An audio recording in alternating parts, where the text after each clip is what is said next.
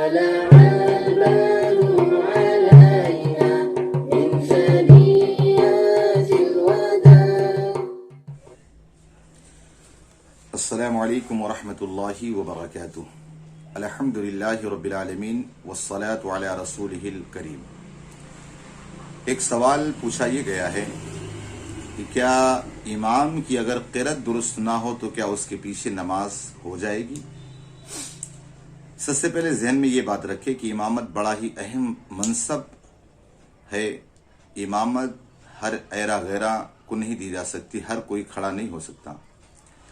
یہاں تک کہ ایک مرتبہ امام اعظم ابو حنیفہ رحمۃ اللہ تعالی علیہ سے پوچھا گیا کہ دو بندے ہیں، ایک بندہ ایسا ہے کہ ما تجوز بھی الصلاۃ، یعنی اس کی قرأت اتنی صحیح ہے کہ الفاظ کو مخارج و صفات کے ساتھ ادا کر سکتا ہے، لیکن اس کے پاس ایک انداز نہیں ہے کہ کسی طرز میں پڑھ سکے، بس اچھے انداز میں مخارج و صفات کے ساتھ ادا کر سکتا ہے. ایک بندہ وہ ہے، اور ایک بندہ ایسا ہے جو قرآن کو بڑے عمدہ انداز میں پڑھنے والا بہترین قاری ہے.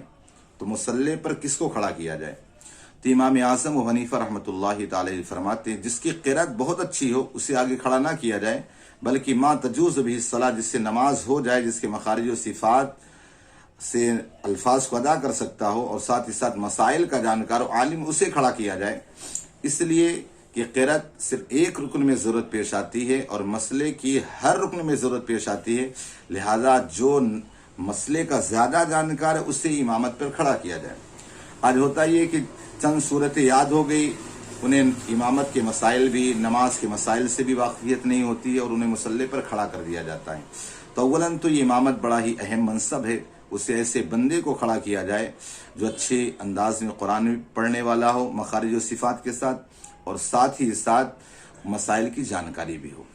اب رہے گا یہ بات کہ انسان کی اگر قرأت صحیح نہ ہو تو کیا کیا جائے؟ آپ دیکھیے فتاوی رضویہ کے اندر ایک سوال یہی ہے کہ ایک بندہ ایسا ہے کہ جس کی لقنت کی وجہ سے وہ الفاظ کی ادائیگی نہیں ہو پاتی ہے، وہ ہا کو ہا، جیم کو زا کو جیم ادا کرتا ہے، تو کیا ایسے بندے کے پیچھے نماز ہو سکتی ہے؟ تو اعلیٰ حضرت فاضل بریلوی علیہ رحمۃ رضوان اور مفتی عبد المنان علیہ رحمٰن نے بھی یہی نقل فرمایا ہے کہ ایسے بندے کے پیچھے نماز نہیں ہو سکتی ہے جس کو ہا اور ہا میں تمیز نہ ہو، جیم اور زا میں تمیز نہ ہو، یا اس سے نکلتی نہ ہو. کوشش کر تو کہا یہ امی کے حکم میں آئے گا، لہذا اس کے پیچھے نماز نہیں ہو سکتی ہے. اب یہ رہ گیا، دیکھیے قرأت یہ جو ہے نماز کے 7 فرضوں میں سے ایک اہم رکن، اہم فرض ہے. اگر بندہ صحیح انداز میں الفاظ کو ادا نہیں کر پاتا ہے تو اس کی نماز نہیں ہو سکتی. آپ سوچے ذرا کہ رکوع کے اندر ہم جاتے ہیں، وہاں سبحان ربی العظیم پڑھتے ہیں. اب اگر انسان نہیں ادا کر پاتا ہے تو فقہائے کرام نے فرمایا ہے کہ سبحان ربی العظیم نہیں کہہ پاتا تو اس کی جگہ سبحان ربی الکریم کہے. کیوں؟ اس لیے کہ سبحان ربی العظیم کا مطلب ہوا پاک ہے وہ ذات جو عظمت والی ہے. اب اگر کسی نے سبحان ربی العظیم کہہ دیا تو معاذ اللہ ایسا معنی ہوا کہ پاک ہے وہ ذات جو گونگی ہے، یعنی معنی میں فساد ہو جاتا ہے. یہاں تک کہ اگر زا بھی یا زال بھی ادا کرتا ہے تب بھی اس کے لیے حکم ہے کہ سبحان ربی الکریم کہے. اب یہ قرأت کے اندر بندہ اگر نماز پڑھ رہا ہے تو اس میں معنی کچھ کا کچھ ہو جاتا ہے. جیسے مثال کے طور پر کسی نے کہا قل یا ایھا الکافرون لا اعبد، اے محبوب فرما دو کہ اے کافرو لا اعبد، میں اس کی عبادت نہیں کرتا ہوں. لیکن اگر کسی نے الف چھوڑ دیا لا اعبد تو معنی بدل گیا پوری طریقے سے. کیا معنی ہوا کہ اے محبوب فرما دو اے کافر، میں ضرور اس کی پوجا کروں گا، اس کی عبادت کروں جس کی تم پوجا کرتے ہو. آپ دیکھیں معنی میں کتنا فساد ہو گیا. لہذا الفاظ میں اگر درستگی نہ رہی معنی میں فوراً فساد پیدا ہو جائے گا. اگر مثال کے طور پر شین کی جگہ اس نے سین نکالا تب بھی معنی غلط ہو گیا. جیسے سیقول السفہاء، یہ صفی کی جمع ہے، صفی کے معنی ہوتا ہے بیوقوف کی. اب اگر کسی کا نام مال الشفیع ہے، شفاعت کرنے والا، اس نے کہا صفی کہہ دیا تو بیوقوف کا معنی ہو گیا. لہذا الفاظ جب صحیح انداز میں ادا نہ ہو تو معنی کچھ کا کچھ ہو جاتے ہیں. لہذا امامت بڑا ہی اہم منصب ہے، امام کی قرأت درست ہونا چاہیے، ورنہ ساتھ ہی ساتھ نہ امام کی نماز ہوگی نہ مقتدیوں کی نماز ہوگی۔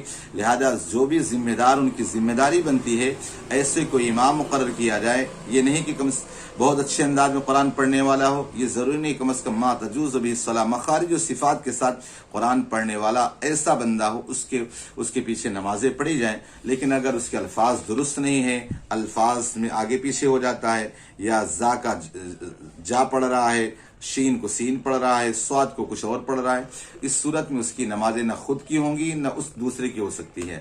ہاں، اب اگر ایسا بندہ تو اسے کوشش کرنا چاہیے سیکھے جلد از جلد، لیکن ہوتا یہ کہ اگر اس سیکھنے کے بعد بھی نہیں پڑھ پاتا ہے کوشش کے باوجود، تو وہ امی کے حکم میں آئے گا، وہ اپنی نماز تو پڑھ سکتا لیکن وہ امامت کا حقدار نہیں ہے۔ خلاصہ کلام یہی کہ اگر امام کی قرأت درست نہیں تو اس کے پیچھے نماز جائز نہیں ہے، ایسی نماز ناجائز ہے، ایسی نماز واجب الاعادہ پھر سے پڑھی جائے۔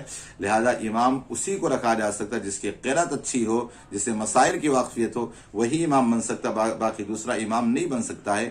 لہذا اس چیز کا خیال کیا جائے۔ اللہ پاک ہم سب کو کہنے سننے زیادہ عمل کی توفیق عطا فرمائے۔ اس ویڈیو کو آپ شیئر کریں، لائک کریں، چینل کو سبسکرائب کریں، اور اسی قسم کے مسائل آپ پوچھتے رہیں۔ السلام علیکم ورحمۃ اللہ وبرکاتہ۔